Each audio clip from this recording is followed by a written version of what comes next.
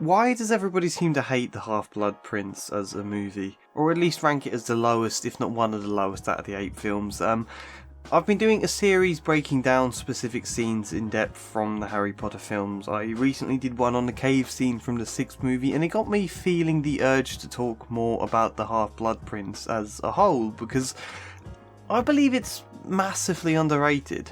It has flaws, obviously, no one's going to argue this isn't awkward as hell, but all the films have flaws, and more importantly, I think The Half-Blood Prince does some of the more interesting stuff thematically out of any of the films, except maybe Azkaban. Everyone loves Azkaban.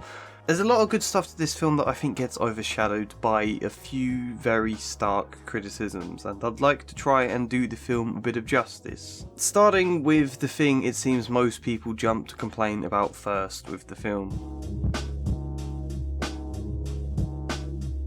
So it seems a lot of people, as far as I can tell from scanning the internet for reviews and forums and video essays about this film, most people like the beginning, the stormy grey sky, the echo of to recall how the last film ended, and a song Bellatrix sings again at the end of this film, fittingly. The camera flash is filmed in a traumatising kind of way. Harry's feelings are made incredibly clear in such a simple visual shot before we get Muggle London tarred with the Dark Mark and a bridge collapsing and all of that. Fenrir Greyback introduced again, all done in a simple visual moment that condenses down a long scene with the Prime Minister from the book. It's a solid beginning, and then we cut to a train and everybody hates it. I don't. I think, having just seen Harry's feelings so clearly following Sirius's death, seeing how painfully he is in the public spotlight, it makes perfect logical sense that Harry would spend his summer not only in Muggle places where he gets to feel invisible, but particularly public, crowded Muggle places where he can easily blend in and be a nobody, escape himself and all of his pain for a while. I like riding around on trains. Takes my mind off things. Riding around aimlessly on trains is a very good symbol for trying to escape yourself, spending time in a place where absolutely everything is moving and transient. Harry doesn't want to be the chosen one right now. Of course he doesn't. It brings him only pain, and he even tells the waitress. Who's Harry Potter? Oh, no one. The sad truth is Harry can't escape himself. He can't help reading the Daily Prophet because he's worried about the future just as much as he might wish to escape it. He's in conflict with himself there. I think it's kind of nice how Harry's approach has flipped from the magic world being his escape from the harshness of Muggle life to now Muggle life being his escape from the pain he has suffered in the magic world, except it doesn't work. We've just seen the Death Eaters and magic bleeding into the world of Muggles now. There is no escape. Harry can't even spend an evening as an ordinary teenager without this man showing up. It seems a lot of people wonder about this scene. Why did they put this into the film when it's not in the book and it doesn't add anything to the film? What's the point in this? Why have Harry flirt with a random waitress? It's stupid. But I think it does add something to the film. I think it sets up the entire emotional conflict of this movie. The same conflict in the book, which you can sort of describe as light versus dark. I don't think in a good versus evil sense here, primarily. More in a struggle between the simple, innocent pleasures of life and childhood set against the darkness of a bleaker world at large. You know, Harry just wants to be a teenager here who can flirt with someone good looking from a cafe. He wants to be a 16-year-old, but Dumbledore, kind of throughout this film, is a very physical reminder of duty, destiny, the task Harry cannot escape from, the darkness of everything he's been through and still has to face, which is basically the entirety of The Half-Blood Prince. It's a high school rom-com set jarringly against a very dark sort of end-of-world scenario. This film is all of the main Hogwarts gang and their last hurrah, their last attempt to just be teenagers before the darkness of Voldemort snatches away the very last of their youth, and that's very sad when you think about it. So it's what happens. We get typical dumb teenage stuff with Ron and Lavender, Hermione and McLaggen, Romilda Vane, although that's a darker point I'll come to later. all very petty and immature at times, but also light-hearted and a bit carefree and innocent. And if you watch all the rom-com bits in this and feel like it's pointless and a bit shallow, I mean, in a way, of course it is. The importance of who's snogging who pales into comparison with will Voldemort kill all their loved ones. That's kind of what they realise, this last hurrah for their youth, struggling against the endless dark moments throughout this film, it slowly fails. Dumbledore dies. That's the sharp shock that says, okay, the things we're supposed to enjoy as kids, that's all gone now. All that headspace for romance and school gossip, gone.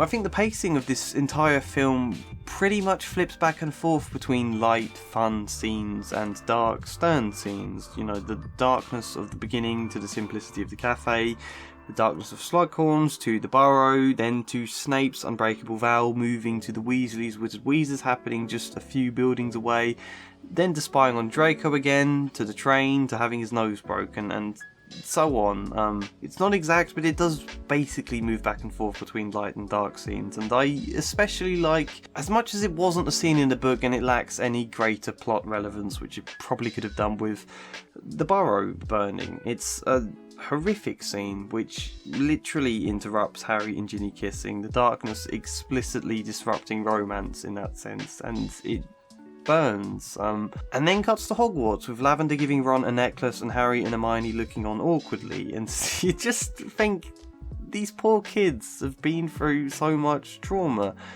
Of course they want to force all of it to the back of their minds and focus on romance and light-hearted things instead. Harry even hints at the point as Hermione attempts to scold him. You have to realise who you are, Harry. I know who I am, Hermione, alright? He says, implying he wishes he could forget for just a second.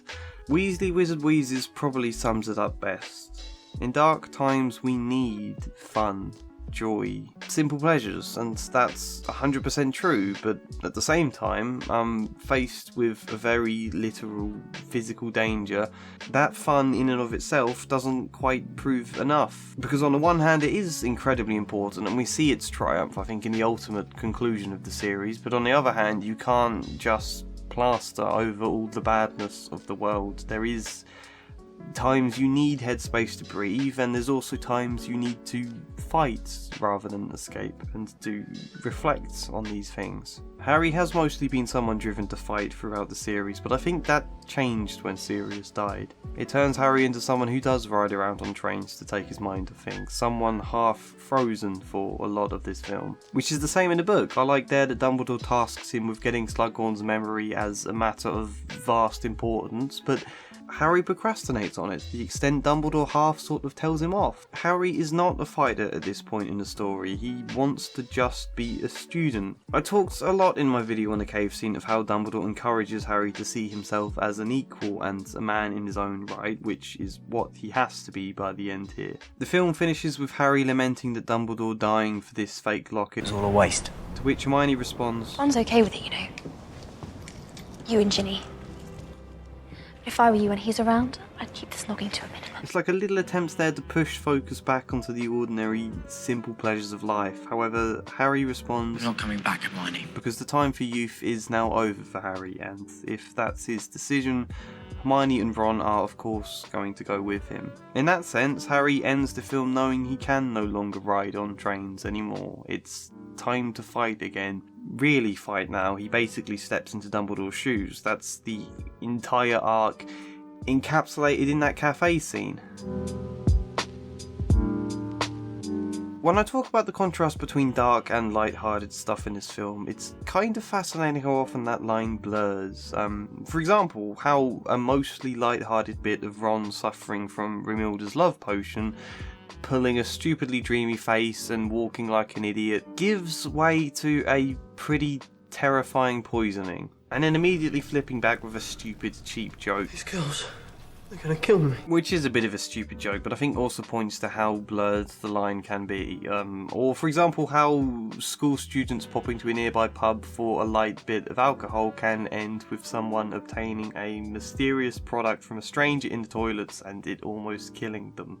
I'm fairly sure that's a loose allusion to drugs, or even to a lesser extent, Hermione in her pained rejection, sending birds charging after Ron to splat against the wall, when we've also seen the image of a bird dying in Draco's attempt with the Vanishing Cabinet, and kind of a link there between the two visually. Perhaps the most poignant one is this cool potion book that actually turns out to be pretty dark. I love the shot where we go from Harry holding it behind his back to this shot of Riddle's diary. Very, very fitting. And in that sense, I guess it's all just a nice underlying feel of where do you draw the line between innocence and humanity's darker sides. And I guess just how easily the light-hearted stuff of youth can turn into something dark. You know, Romilda's love chocolate seemed like the stupid, immature, wishful sort of dream any teenager might fantasize over, but then you realise it is actually pretty harrowing, and that the real-world equivalent to this sort of magic is as far removed from a laughing matter as you can possibly imagine. The potion book is just a bit of fun until suddenly it isn't. As much as they spend this film trying to shut out the darkness beyond their walls, they're also faced with a darkness within themselves to an extent, which I think all just gives a lot more power to Dumbledore's sobering speech. Dark forces attempt to penetrate this castle's walls. But in the end, their greatest weapon is you.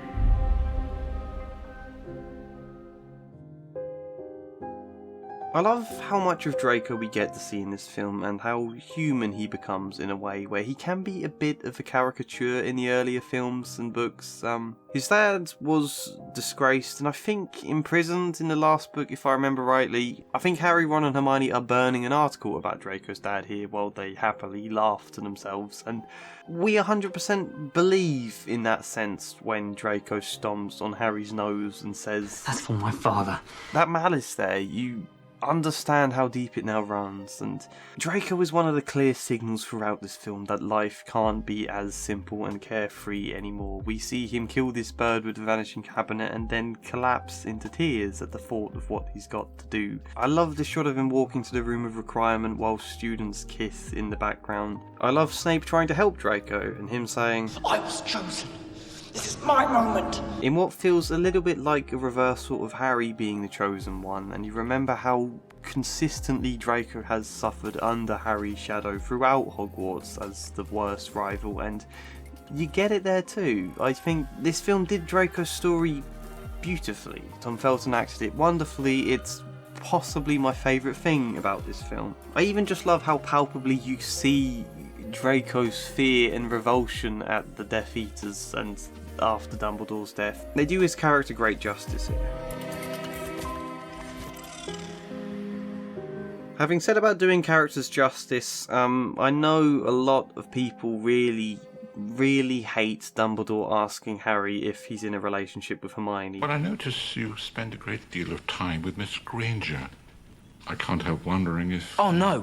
To be honest, I personally don't care about this moment. It's not in keeping with Book Dumbledore, no. But I think it is in keeping with Michael Gambon's portrayal of Dumbledore throughout all these films. I wouldn't be at all surprised if it was his idea to add this line in. I'm not exactly sure why I say that, that's just my feeling. But it is a very awkward moment. In a way I don't mind, in a way that it should be awkward. This is an old man and head teacher prying into the personal business of a student who he's come to know a little better than just a student. But I guess it's exactly as awkward as it would be in real life, because how formal and informal their relationship is to each other has never been clearly established, and I think this line achieves the same thing Dumbledore later mentioning that Harry needs to shave achieves. It says, come on, we're not a student-teacher dynamic really anymore, we're more equal than that now, Harry. You have to be a man in your own right. So Dumbledore speaks to him like an equal, like a friend, and